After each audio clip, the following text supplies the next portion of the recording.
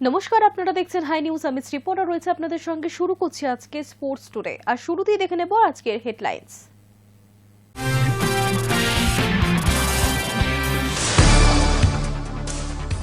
20 December টি-20 বিশ্বকাপে দল ঘোষণা হতে পারে। সেঞ্চুরি হাঁকিয়ে নির্বাচকদের উপর চাপ বাড়াচ্ছেন ঈশান কিষান। যুবভারতী স্টেডিয়ামে বিশৃঙ্খলা মামলা তদন্তের গতি বাড়ালো পুলিশ। অনুষ্ঠানের উদ্যোক্তা শতদ্রু দত্তের হুকির বাড়িতে হানা বিধাননগর পুলিশ কমিশনারেটের আধিকারিকদের।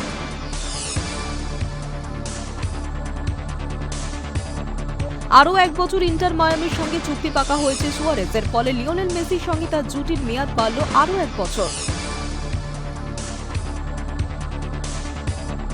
আগামী বছর 11 জুন থেকে শুরু ফুটবল বিশ্বকাপ। তার আগে ফুটবল বিশ্বকাপে পুরস্কার মূল্য অনেকটাই বৃদ্ধি করল ফিফা। বিশ্বকাপ জয়ী দল পাবে $50 মিলিয়ন।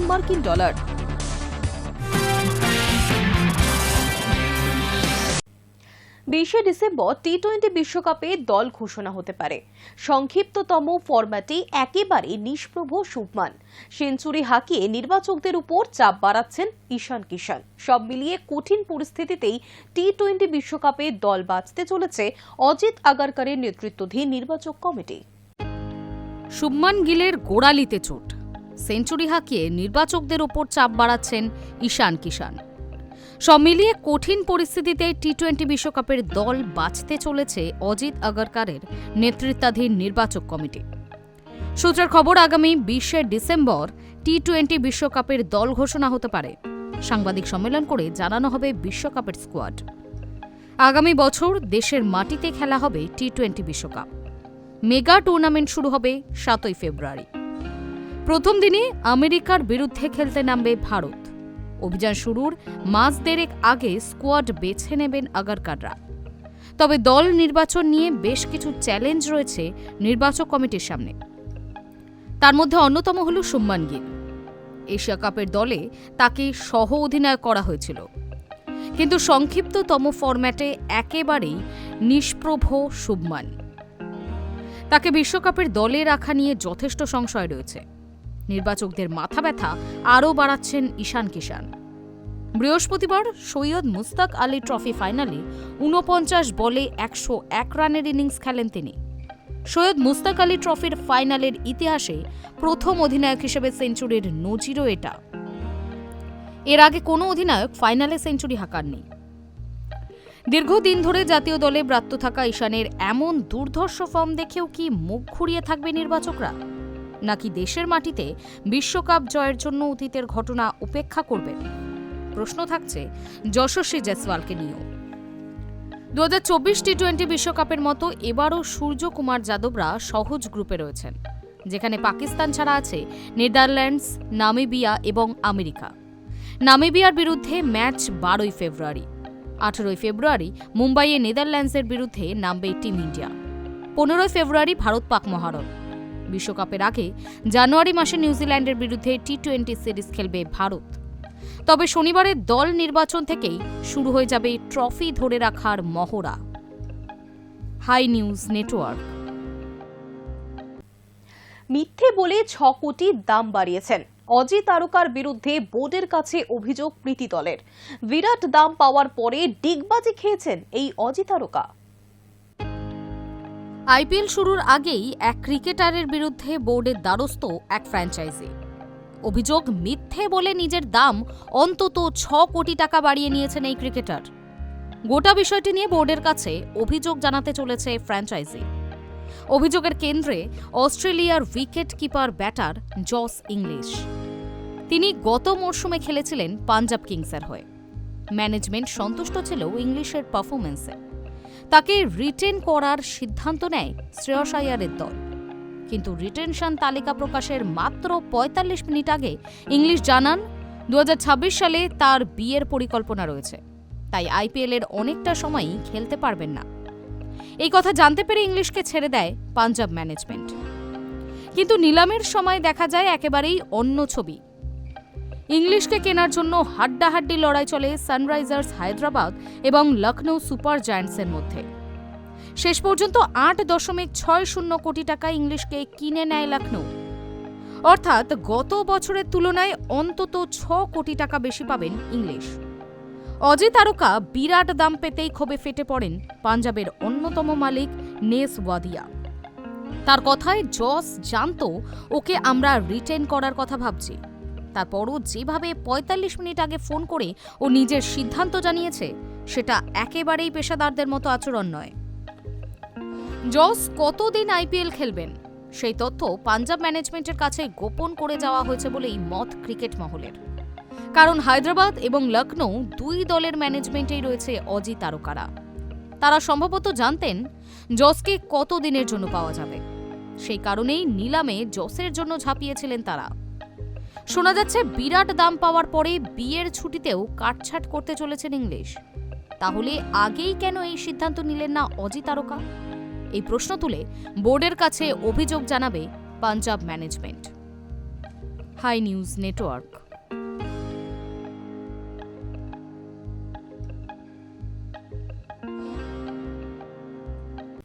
যুব ভারতী স্টেডিয়ামে বিশৃঙ্খলার মামলার তদন্তের গতি বাড়ালো পুলিশ। শুক্রবার অনুষ্ঠানের উদ্যোক্তা শতদ্রু দত্তের হুগলির বাড়িতে যায় বিধাননগর পুলিশ কমিশনারেটের আধিকারিকেরা।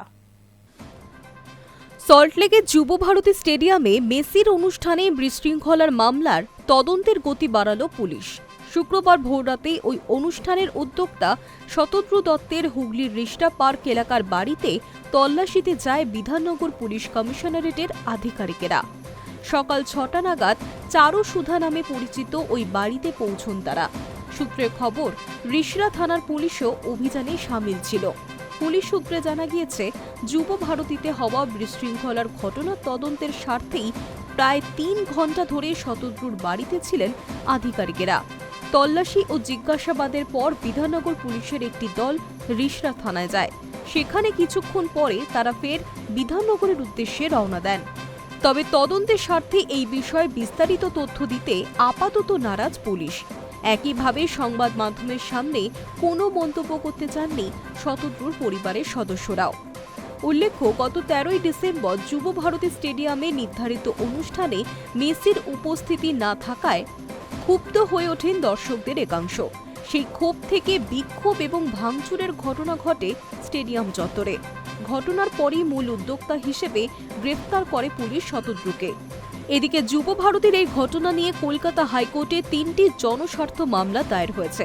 তার মধ্যে একটি মামলায় দর্শকদের টিকিটের টাকা ফেরত দেওয়ার আবেদন জানানো হয়। আদালত এই সংক্রান্ত মামলাগুলিতে কি নির্দেশ দেয় সেদিকেই এখন নজর সংশ্লিষ্ট মহলের। ফুটবলের নক্ষত্রকে তিলোত্তমার ময়দানে আনার কাণ্ডারি ছিলেন যিনি, তার নাম শতদ্রু দত্ত। এর আগে মারাদোনা সহ অনেক তারকাকে দেশে এনেছেন, সেদিক দিয়ে উটকো কেউ নন। কিন্তু আগের প্রতিবার তিনি ছিলেন পদ্মার আড়ালে। মেসির গোট ট্যুরকে কেন্দ্র করে তার ইমেজ এক ধাক্কায় প্রায় নায়কের স্তরে উঠে যায়। কলকাতা, হায়দ্রাবাদ, দিল্লিতে কি হবে এই নিয়ে প্রায় প্রতিদিনই আপডেট দিচ্ছিলেন শতদ্রু। ফলে জন উন্মাদনাও ধাপে ধাপে বাড়ছিল। আজ যুব ভারতীতে চূড়ান্ত বিশৃঙ্খলার পর এক ধাক্কায় নায়ক থেকে খলনায়কেই বাঙালি আয়োজক। মেসির গোট ইন্ডিয়া ট্যুর ২০২৫ সেই ছবিটাই পাল্টে দিয়েছে। ৪ শহর কলকাতা, হায়দ্রাবাদ, মুম্বাই, দিল্লি। প্রচার, সোশ্যাল মিডিয়া আপডেট, সম্ভাব্য অতিথির নাম সবকিছুর কেন্দ্রে শতদ্রু নিজেই। পরিকল্পনা ছিল বড়। মেসিকে ঘিরে প্রদর্শনী ম্যাচ, তারকা সাক্ষাৎ, রাজনীতি, বিনোদন, কর্পোরেট দুনিয়ার মেলবন্ধনে লক্ষ্য ছিল ভারতীয় ফুটবলের ব্র্যান্ড ভ্যালু বাড়ানো। কিন্তু বাস্তবের মাটি রুক্ষ, নির্মম। কলকাতা যুব ভারতী ক্রীড়াঙ্গনে দর্শক ব্যবস্থাপনা, নিরাপত্তা, প্রবেশ প্রস্থান সব মিলিয়ে একাধিক স্তরে ব্যর্থতা সামনে এসেছে। টিকিট কেটে দর্শকদের প্রায় কেউই মেসিকে ঠিকভাবে দেখতেই পাননি। আর তারপরই উত্তেজনা ছড়িয়ে পড়ে মাঠে। Hi news network.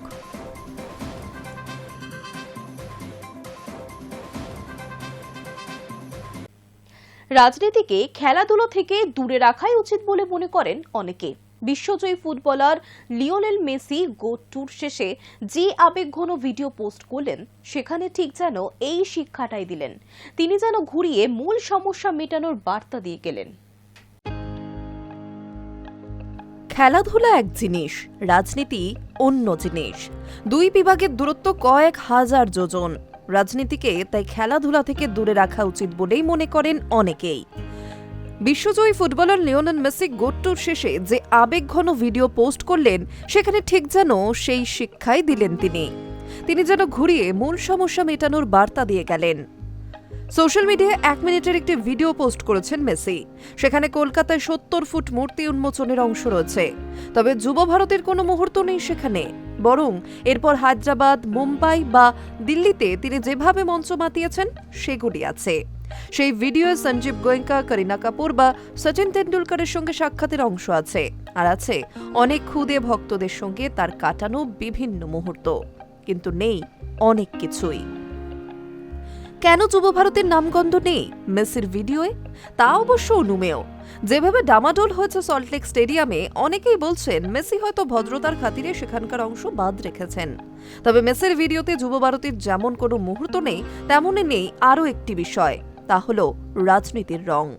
Telangana, Maharashtra, Delhi এই 3 রাজ্যের মুখ্যমন্ত্রীর সঙ্গে দেখা হয়েছিল আর্জেন্টিনীয় রাজপুত্রর। কিন্তু মেসি তার ভিডিওয়ে রেবন্ত রেড্ডি, দেবেন্দ্র ফডনভিস কিংবা রেখা গুপ্তার সঙ্গে কোনো ছবি রাখেননি। দেবেন্দ্র ফডনভিসের হোক বা রেখা গুপ্তা, এদের সঙ্গে ফুটবলের যোগ তেমন নেই। কিন্তু রেবন্ত রেড্ডি, তিনি তো মেসির সঙ্গে ফুটবল খেলবেন বলে 6 মাস রীতিমতো অনুশীলন করেছেন। হায়দ্রাবাদের রাজীব গান্ধী স্টেডিয়াম ঘুরে দেখার পর তেলেঙ্গানার মুখ্যমন্ত্রী রেবন্ত রেড্ডির সঙ্গে ফুটবল খেলেন মেসি। সেখানে তো ফুটবলার বেশে আবির্ভূত রেবন্তকে আর্জেন্টিনার অধিনায়ককে 5 টাসও বাড়াতে দেখা যায়। সেখানে তো আবার রাহুল গান্ধীর সঙ্গেও দেখা হয়েছিল। কিন্তু সেই সব ছবিও স্থান পেল না এই ভিডিওতে। এখানেই প্রশ্ন, মেসি কি বোঝাতে চাইলেন খেলাধুলার রাজনীতির কোনো জায়গা নেই? এই ব্যাপারে সমস্ত দলই যেন তার কাছে পরিত্যাজ্য। প্রসঙ্গত উদ্ধৃত করা যাক মেসির দেশের সংবাদ মাধ্যমের বক্তব্য। মেসিকে বিপন্ন করে তোলা হয়েছিল। রাজনৈতিক নেতা ও কর্মকর্তাদের পাঁচিলের ঢাকা পড়ে গিয়েছিলেন মেসি, যা মেসি দর্শনে বাধা তৈরি করে। এত হুড়োহুড়িতে অনুষ্ঠানও বিঘ্নিত হয়। যুব ভারতী কাণ্ডের পর এই কথাগুলোই লিখেছিল তারা। ভারতীয় রাজনীতি নিয়ে কোনো ধারণা থাকার কথাও নয় 8 বারের ব্যালন ডি'অর জয়ীর। কিন্তু ফুটবল জগতের এই মহাতারকা যেটা বোঝেন, তা হলো খেলাধুলার রাজনীতির ভূমিকার প্রসঙ্গ। হয়তো এটাই ভারতীয় ফুটবলের মূল সমস্যা। খেলার থেকে তাই দূরে থাক রাজনীতি। এই বার্তায় কি অত্যন্ত সচেতনভাবে দিয়ে গেলেন লিওনেল মেসি? এই প্রশ্নের উত্তর এখনো অধরা। High news network.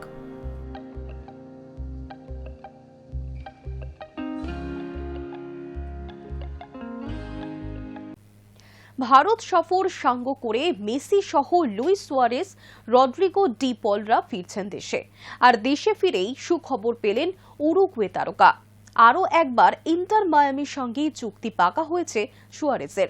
ফলে লিওনেল মেসির সঙ্গে তার জুটির মেয়াদ আরও 1 বছর বাড়ল।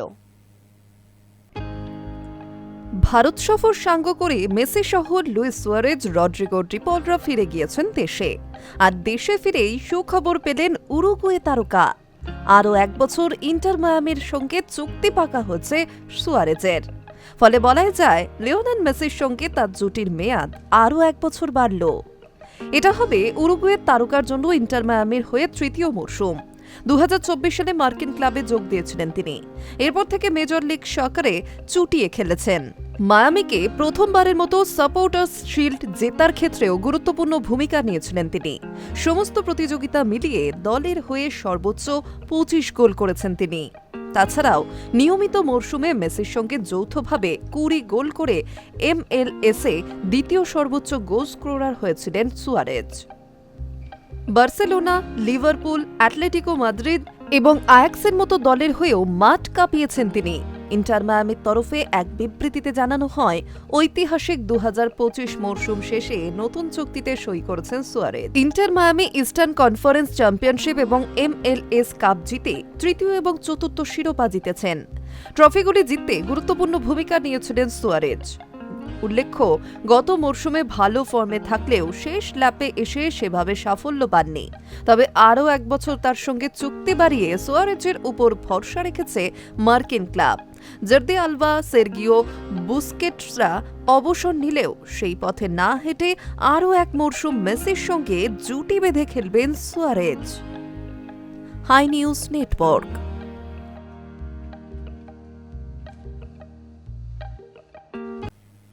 আগামী বছর 11 জুন থেকে শুরু ফুটবল বিশ্বকাপ। তার আগে ফুটবল বিশ্বকাপে পুরস্কার মূল্য অনেকটাই বৃদ্ধি করল ফিফা। এই অঙ্কের হিসাবে বিশ্বকাপ জয়ী দল পাবে 50 মিলিয়ন মার্কিন ডলার, ভারতীয় মুদ্রায় যা প্রায় 451 কোটি টাকা। আগামী বছর 11 জুন থেকে ফুটবল বিশ্বকাপ। তার আগে ফুটবল বিশ্বকাপের পুরস্কার মূল্য অনেকটাই বৃদ্ধি করল ফিফা। এই অঙ্কের হিসাব বিশ্বকাপ জয়ী দল পাবে 50 মিলিয়ন মার্কিন ডলার, ভারতীয় মুদ্রায় যা প্রায় 451 কোটি টাকা। তবে এই পুরস্কার মূল্য ক্লাব বিশ্বকাপের থেকে কম। যা নিয়ে প্রশ্ন উঠছে, দেশের থেকে কি ক্লাবকে বেশি গুরুত্ব দিচ্ছে বিশ্ব ফুটবলের নিয়ন্ত্রক সংস্থা? 2018 এবং 2022 সালের বিশ্বকাপ জয়ী দল পেয়েছিল 379 কোটি টাকা এবং 343 কোটি টাকা। প্রত্যেকবার টাকার পরিমাণ বাড়লেও 2026 সালের বিশ্বকাপ জয়ী দলের পুরস্কার মূল্য বেড়েছে প্রায় 82 কোটি টাকা। 2026-এর বিশ্বকাপের জন্য 655 মিলিয়ন ডলার পুরস্কার মূল্য ঘোষণা করেছে ফিফা, ভারতীয় মুদ্রায় যা প্রায় 6563 কোটি টাকা। 2022 সালে কাতার বিশ্বকাপে পুরস্কার মূল্য হিসেবে ফিফা খরচ করেছিল 437 মিলিয়ন ডলার। 1982 সাল থেকে বিশ্বকাপের পুরস্কার মূল্য প্রকাশ করে আসছে ফিফা। সেই বছর ইতালি বিশ্বকাপ জিতে 22 লক্ষ ডলার আর্থিক পুরস্কার পেয়েছিল। আর 2016 সালের পুরস্কার মূল্য প্রকাশ করে ফিফা সভাপতি জিয়ান্নি ইনফান্তিনো বলেন, এবার পুরস্কার মূল্যই বুঝিয়ে দিচ্ছে বিশ্বকাপ আর্থিকভাবে এক নতুন দিগন্তের উন্মোচন করবে। আসনান বিশ্বকাপের রানার্সরা পাবে 297 কোটি টাকা, তৃতীয় স্থান অর্জনকারী দেশ পাবে 261 কোটি টাকা, চতুর্থ স্থানে শেষ করা দলের পকেটে ঢুকবে 243 কোটি টাকা, 33 থেকে 48তম স্থানে শেষ করা দলে তাদের ভারে ঢুকবে 81 কোটি টাকা। এর পাশাপাশি 13 কোটি টাকা করে পাবে, অর্থাৎ বিশ্বকাপে অংশ নেওয়া কোনো দেশ পাবে 94 কোটি টাকা। মনে করা হচ্ছে এবারের বিশ্বকাপ থেকে 13 বিলিয়ন ডলার আয়ের সম্ভাবনা রয়েছে, যা আগের বিশ্বকাপের থেকে প্রায় দ্বিগুণ। 2022-এর বিশ্বকাপ থেকে আয় হয়েছিল 7.6 বিলিয়ন ডলার। তবে এইসবের পরেও একটা খটকা থেকে যাচ্ছে, তা হলো ক্লাব বিশ্বকাপের বিজয়ী দলের চেয়ে অনেক গুণ কম পাবে বিশ্বকাপ জয়ী দেশ। ক্লাব বিশ্বকাপ জিতে পিএসজি পেয়েছিল 1128 কোটি টাকা। Hi news network.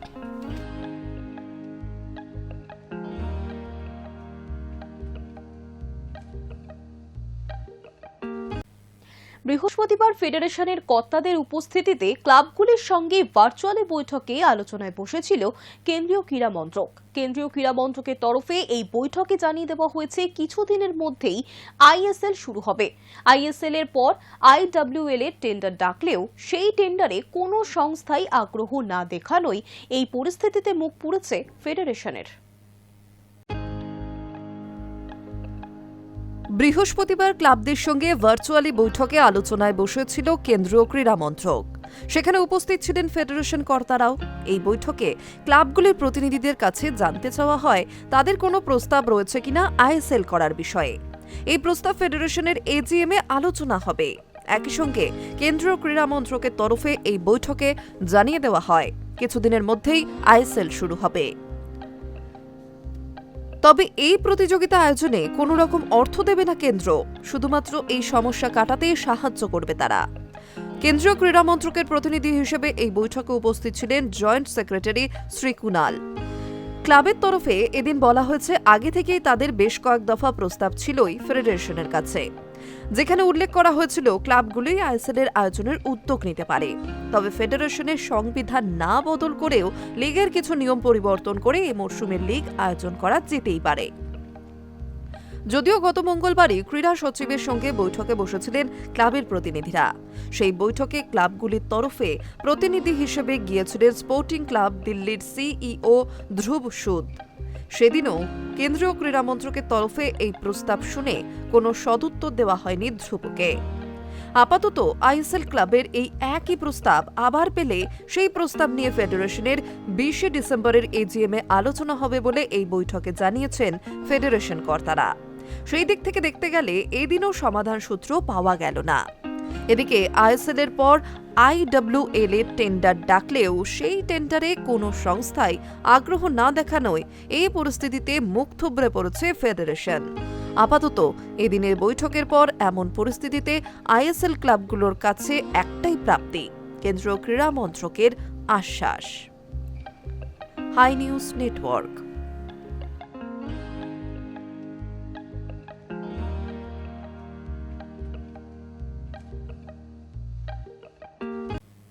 Sports today এখনকার মতো এই পর্যন্তই। দেখতে থাকুন হাই নিউজ।